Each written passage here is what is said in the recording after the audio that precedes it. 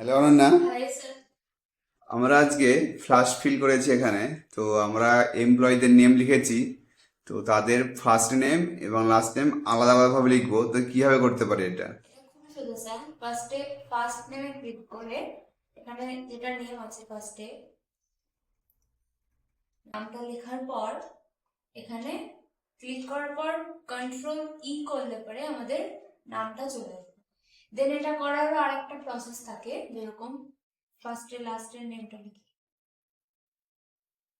দেন এটাকে ড্র্যাগ করে দিলে এখানে একটা এটাতে ফ্ল্যাশ ক্লিক করলে লাস্ট।